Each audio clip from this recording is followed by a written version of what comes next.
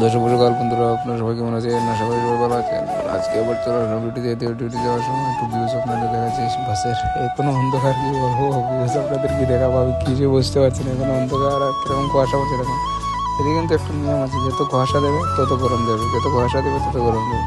আর সকাল সকালে তো কুয়াশা দেয়, দিয়ে কি বলবো, লাইট জ্বলছে গাড়িতে, আর এত কুয়াশা পড়ছে, একটা টপ টপ করে করে করে করে কুয়াশা পড়ছে।